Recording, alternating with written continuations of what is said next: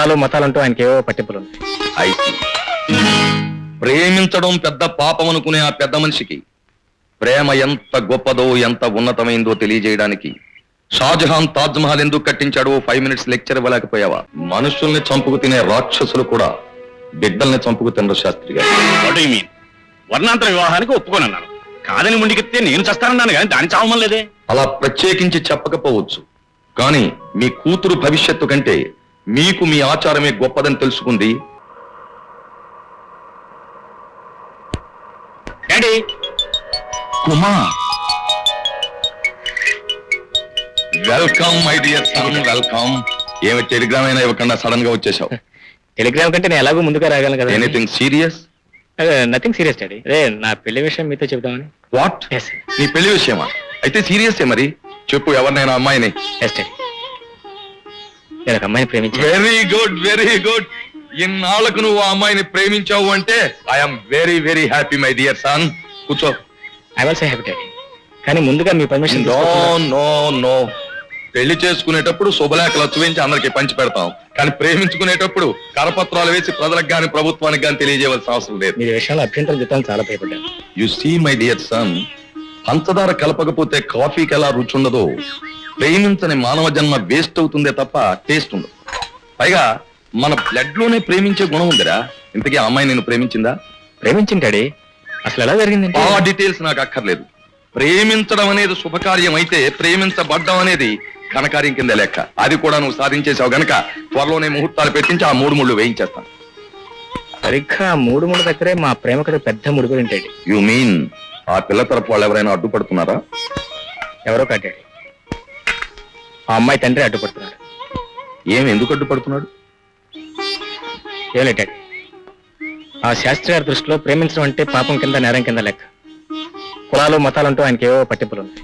అయితే ప్రేమించడం పెద్ద పాపం అనుకునే ఆ పెద్ద మనిషికి ప్రేమ ఎంత గొప్పదో ఎంత ఉన్నతమైందో తెలియజేయడానికి షాజహాన్ తాజ్ మహల్ ఎందుకు కట్టించాడో 5 minutes లెక్చర్ ఇవ్వలేకపోయావా?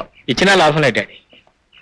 షాజహాన్ తన గొప్పతనాన్ని చాటుకోవడానికే తాజ్మహల్ నిర్మించాడంటాడే తప్ప దాన్ని ఒక ప్రేమ చిహ్నంగా కట్టాడు మాత్రం ఒప్పుకోడు. అంతటి వెనకబడ్డ మూర్ఖుడా. ఇంతగా అమ్మాయి మైనరా మేజరా?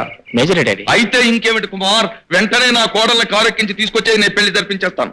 జరిపిస్తారనుకోండి, కానీ మన మర్యాదకి ఏమైనా భంగం కలుగుతుంది? ఏమిటి, రుక్మిణీదేవిని రథం ఎక్కించి తీసుకొచ్చేసి శ్రీకృష్ణుడు పరువు మర్యాదలు ఏమైనా తగ్గిపోయా? తగ్గిపోలేదనుకోండి, ఏదో మర్యాద కోసమైనా మీరు ఒకసారి వెళ్ళి శాస్త్రి గారిని అడిగితే. వస్తాను, అడుగుతాను. యామని మీ అమ్మాయిని మా ఇంటి కోడల్ని చెయ్యండి అని డిమాండ్ చేస్తానే తప్ప రిక్వెస్ట్ మాత్రం చెయ్యను. That's fine. ఒప్పుకుంటాడా? సరే సరే. లేదా శ్రీకృష్ణుడు పృథ్వీరాజ్? నేను. Yes, that is the spirit of a lover. Thank you, Buster. Thank you.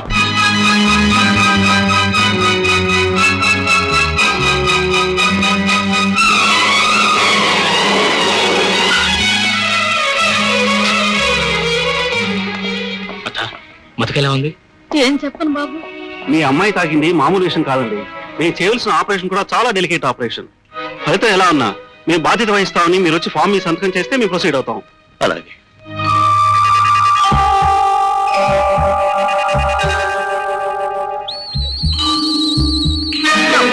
అమ్మాయి పరిస్థితి ఎలా ఉంది? చేయవలసిందంతా చేసి ఇప్పుడు ఏమీ తెలియనట్టు అమ్మాయి పరిస్థితి ఎలా ఉందని అడుగుతున్నారు. ఒకవేళ మధుకు జరగకూడదు ఏదైనా జరిగిందో? ఏమిటయ్యా వహిస్తున్నావు? మేము కనిపించిన మా కూతురు మీద మాకు ప్రేమ లేదనుకుంటున్నావా, లేకపోతే మేము రాక్షసులు అనుకుంటున్నావా? మనుషుల్ని చంపుకు తినే రాక్షసులు కూడా బిడ్డల్ని చంపుకు తినరు శాస్త్రి గారు. What you mean? వర్ణాంతర వివాహానికి ఒప్పుకోనన్నాను, కాదని ముందుకెత్తే నేను చస్తానన్నాను కానీ దాని చావమని లేదే. అలా ప్రత్యేకించి చెప్పకపోవచ్చు, కానీ మీ కూతురు భవిష్యత్తు కంటే మీకు మీ ఆచారమే గొప్పదని తెలుసుకుంది. ఫలించని ప్రేమతో జీవోత్సవంలా బ్రతకడం కంటే తాను చచ్చి మీ ఆచారాన్ని బ్రతికించడమే మంచిదనుకుంది మీ కూతురు. అయినా మాతో బియ్యం అందడానికి మీకున్న అభ్యంతరం ఏమిటి శాస్త్రి గారు? వర్ణాంతర వివాహం మా వంశ చరిత్రలోనే ఎప్పుడూ జరగలేదు. ఇప్పుడు జరపొచ్చు కదా శాస్త్రి గారు. మహామహా రాజ్యాంగ సూత్రాలనే మనుషుల అవసరాల మేరకు మార్చుకుంటూ పోతున్నప్పుడు మనిషి నుంచి మనిషిని దూరం చేసే ఈ మూఢాచారాన్ని మాత్రం ఎంతసేపు? అయినా పెళ్లి అనేది మనిషికి మనిషికి మధ్య జరిగేది కానీ కులానికి మధ్య జరిగేది కాదు కదా. మీ అమ్మాయి ఎంచుకున్నది ఎలాంటి వాడు అని ఆలోచించాలే గాని ఏ కులస్తుడు అని ఆలోచించడం మూర్ఖత్వమే అవుతుంది.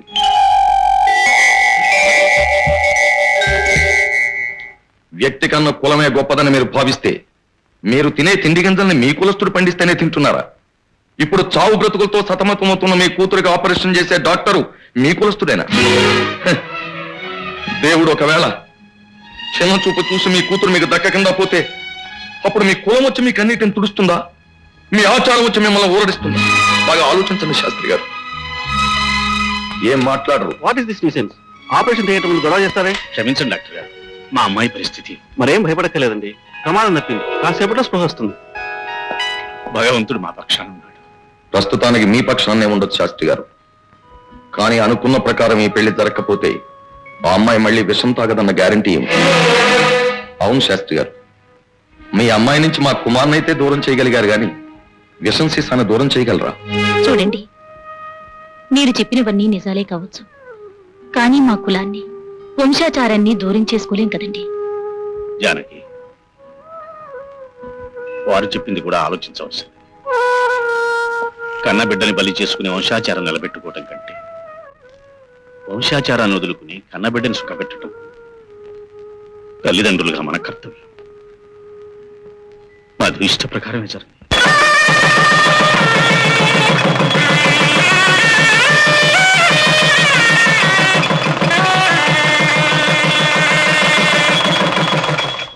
రబ్బాయిలు డబ్బు రెడీ చేసుకోండి. షో ఈ ఆట కూడా నువ్వే కొట్టావు. పెళ్ళాం వచ్చిన వేళ విశేషం బాబు. కుమార్, నీకేదో రిజిస్టర్ కవర్ వచ్చింది. హౌ లక్కీ అమ్మాయి, హౌ లక్కీ. ఏమిట్రో ఎంత లక్కి? ఏదైనా లాటరీ తగిలిందా? లాటరీ ఏంట్రా నీ ముఖం? అయ్యగారు త్వరలో ఇన్స్పెక్టర్ ఆఫ్ పోలీస్ కాబోతున్నారు, వెంటనే ట్రైనింగ్ బయలుదేరమని ఆర్డర్స్. ఏ ఉద్యోగం దొరకనట్టు ఈ పోలీస్ ఉద్యోగం ఎంచుకున్నాడు గురు. ఏ అసలు ఇన్స్పెక్టర్ ఉద్యోగం అంటే ఎంత ప్రమాదకరమైందో తెలుసా నీకు? తెలుసు కాబట్టి ఆ ఉద్యోగం ఎన్నుకున్నాను. I want to play with dangers and devils. Well said my dear son, well said. ఆస్తుంది కదా అని అనుభవిస్తూ కూర్చోకుండా పోలీసు డిపార్ట్మెంట్ లో జాయిన్ అయి ప్రజలకు సేవ చేయాలి అనుకుంటున్నందుకు my hearty congratulations. Thank you very much dad. కోరి కోరి మీరే మీ అబ్బాయిని ప్రమాదంలోకి దింపుతారా సార్? మన గుంటూరులో ఒక ఇన్స్పెక్టర్ గుణపంతో పాటు చంపేశారు తెలుసా? It's all right. చావంటే భయపడుతూ చవటలా బ్రతికే కంటే ప్రాణాలకు తెగించి ప్రజలకు సేవ చేయడంలోనే ఒక థ్రిల్ ఉంది. That's my dad. Please shut up you gutless rat and frightened cat. సరేరా, నీ ఆశయం మంచిదే, కానీ దినదినగండంగా ఉండే పోలీసు ఉద్యోగం అంటే చూడబాయ్, మనిషి అనేవాడు పెద్ద పులి చంపినా చస్తాడు, పిచ్చి కుక్క కట్టినా చస్తాడు. అంత అల్పమైన ప్రాణాన్ని స్వల్పమైన విషయాలకి బలిపెట్టే బదులు సంఘ శ్రేయస్సు కోసం వినియోగిస్తే ఆ మనిషికి హిస్టరీ ఏర్పడుతుంది. Right daddy.